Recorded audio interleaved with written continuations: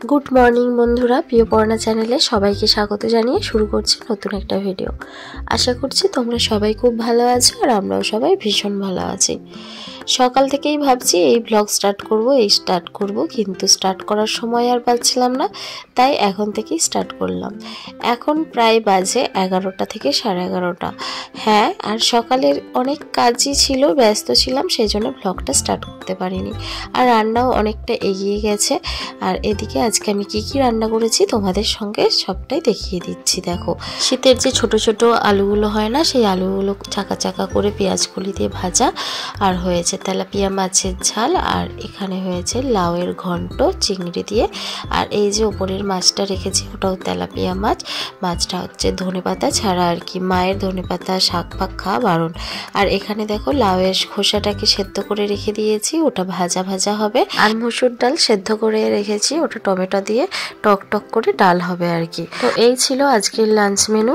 আর যাই হোক, সমস্ত কিছু গুছিয়ে আমরা খাওয়া দাওয়া করে নিয়েছিলাম। আর বাবানকেও তখনও স্নান টান করানো হয় না বলে, তো শীতের সময় কোথায় দিয়ে কেটে যায় বোঝা যায় না।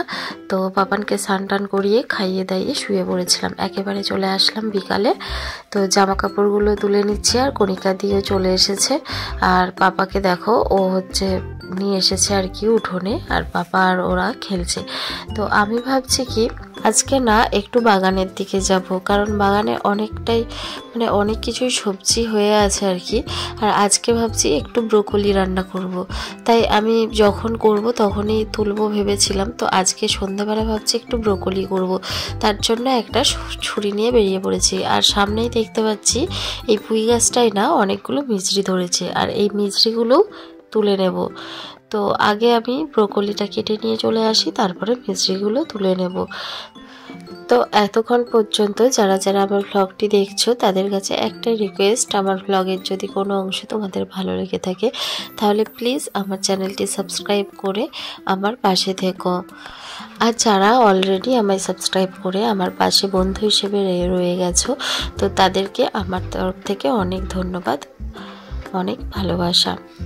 আগের দিন দেখো এই ব্রোকলিগুলোকে তুলে নিয়েছিলাম, 3টে বাড়িতে 3টে ব্রোকলি দিয়েছিলাম। তারপরে আমি ভেবেছিলাম যেদিন আমি রান্না করব সেদিন আমাদের টাটকা ব্রোকলি তুলে নিয়ে যাব। তো আজকে দেখো তুলতে এসেছি, আর ব্রোকলিগুলো না বেশ বড়ই হচ্ছে। আর এদিকে দেখো আমাদের একজন বলেছিল যে ব্রোকলিগুলো একদম গোড়া থেকে উপড়ে নেবে না, হাফ থেকে কেটে নেবে, দেখবে আবার গাছ হবে। তো তার জন্য হাফ করেই কেটে নিচ্ছি। আর এদিকে টমেটো গাছটা অনেকটাই মানে জায়গা জুড়ে বেয়ে যাচ্ছিল, তার জন্য না একটু সাইড করে সরিয়ে দিলাম। এরপর দেখো মূলো গাছে কতগুলো মূলো ধরে গেছে, আর খুব সুন্দর দেখেছো সাদা সাদা মূলো। আর এদিকে সবকিছু দেখাতে দেখাতে তুলতে তুলতে এদিকে সন্ধেও প্রায় হয়ে গেছে। আর আমি মিছরিটাও তুলে নিয়েছি, এবার সন্ধে দিয়ে দেব আর কি। আর গাছের দুটো পেয়ারা ছিল, পেয়ারাগুলো না কাঁচা অবস্থাতেই মানে পাখিতে খেয়ে চলে যাচ্ছে। আর এই যে বাবাকে দেখেছো তো কিরকম কাঁদছে, সন্ধেবেলায় বলো যখনই বলো, ওর যখন আমাকে চাই আর কি, ও এইভাবেই ঠিক হাত বাড়িয়ে কাঁদতে থাকে। ও চায় ওকে নিয়ে আমি যেন সারাক্ষণ বসে থাকি। তো যাই হোক, এরকম তো হবে না, কারণ আমারও অনেক কাজ থাকে। আর এদিকে দেখো আমি ব্রোকলিটা খুব ভালো করে কেটে ধুয়ে রান্নাটা বসিয়ে দিলাম। আর এই ব্রোকলি রান্নাটা না আমি আমার যে 2 নম্বর চ্যানেলটায়, ওই চ্যানেলে দিয়ে দিয়েছি। তোমরা চাইলে ভিডিওটি দেখে নিতে পারো ওই চ্যানেলে গিয়ে। আর ওই চ্যানেলে না অনেক আমি আমার রেসিপির ভিডিও দিয়ে থাকি, তোমরা চাইলে ওই চ্যানেলটাকেও সাবস্ক্রাইব করে তার পাশে থাকা বেল আইকনটি প্রেস করে আমার পাশে থাকতে পারো, যাতে আমার ভিডিও নোটিফিকেশন মানে কোনো রেসিপি ভিডিও যখন দেব তখন সবার আগে তোমার কাছে চলে যাবে। তো যাই হোক, সন্ধেবেলা শুধুমাত্র তরকারিগুলো করে নিলাম, করে আমি আবার বাবাকে নিয়ে চলে এসেছি। ওকে সন্ধেবেলা এখনো সেরকম কিছুই খাওয়ানো হয়নি, সেজন্য একটু দুধ খাওয়াবো বলে নিয়ে এসেছি। আর ওকে না আমি বলছিলাম বাবা ওরকম করে কাঁদতে নেই, কিন্তু দুষ্টুটা তো আমার ছোট, এখনই এত কিছু বুঝবে না। তো যাই হোক, দুজনে মিলে একটু খেয়ে নিলাম। আর আমার না কয়েকদিন ধরে খুব ঠান্ডা ঠান্ডা লেগেছে, তোমরা আমার ভয়েস শুনেই বুঝতে পারছো। আর আমারও সন্ধেবেলার কিছু ওষুধ দিয়েছেন ডাক্তার, তো সেগুলোও আছে, তার জন্য আমিও একটুখানি মুড়ি নিয়ে বসেছি। তো সেই সব নিয়েই আর কি, শুধুমাত্র তরকারিগুলো করে এসেছিলাম, এখনও রুটি করতে হবে, তাই পাপাকে কিছু খাইয়ে আমিও খাইয়ে ওই 8টা থেকে 8:30 নাগাদ রুটিটা করে নেব আর কি। শীতকালের বেলা খুব ঠান্ডা হয়ে যায় তাড়াতাড়ি, আর তার জন্য একটু দেরি করেই রুটিটা করি।